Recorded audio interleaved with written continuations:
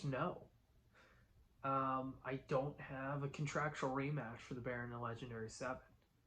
I would love to get my hands on um, old Carl. But, I don't have a contractual rematch. That's not something you always get in RWF.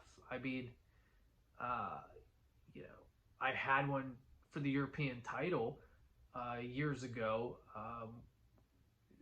As much as Amazing Hazen wants to forget about that little tidbit of history and call me a liar, in 2005 when I lost to Dave for the European title, I had a contractual rematch. I chose to use that at the last minute beatdown. So, the inserting myself has never been a thing for Mitchell Fatal. I've always played by the rules and worked my way up. So, just like this scenario, I do not have a contractual rematch. With Squared Circle Productions moving heavily forward with the tournament, it's very difficult with the fact that they have sent me on a short tour of Europe here. I mean, here we are in Budapest.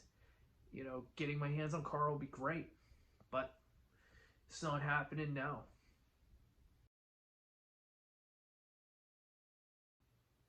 I mean, McMac, he's one of those guys.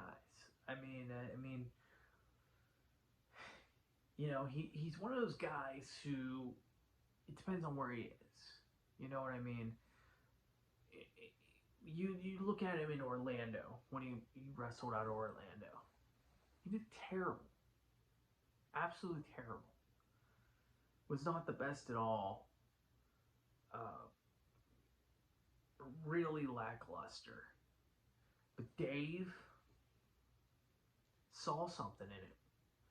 And whatever he saw, it completely skipped RWF. Because when he got to RWF, I mean, you saw the results. But whatever it is that Dave saw, obviously skipped RWF and went to Pride of the Mask.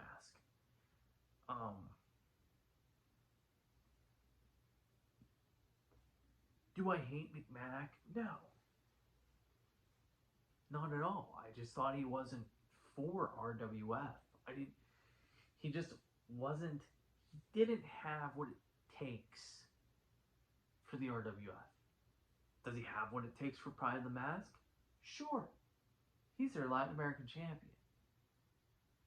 But, like I think I said it before, I could go down to Pride of the Mask. I mean, is there any doubt within a weekend I would be their Panama champion at least?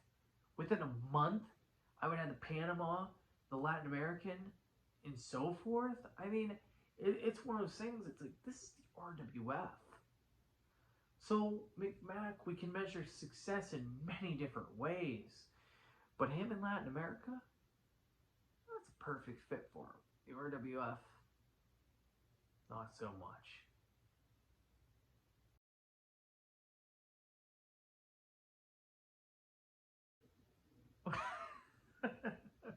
Do I think they'll bring back the original RWF championship? Absolutely not. I mean, it doesn't take a Chad the Shad, a Dave, a Mitchell Fatal. It doesn't take an RWF board member to realize the RWF's bread and butter, the thing that the company is built on, the thing that makes the RWF succeed, the thing that takes the RWF and sets it about 10 times higher than Pride of the Mask or Super Rise V or whatever wrestling promotions are out of Russia or the Ukraine. What separates us from them is the fact that we have the most prestigious title in professional wrestling, the most historic, the biggest, the best, the most sought after, the RWF European title. So, I think that they know that bringing the and I have a lot of respect for the original RWF Championship, which has now been passed on as a legacy championship that is within the Baron of the Legendary Seven, one of the seven.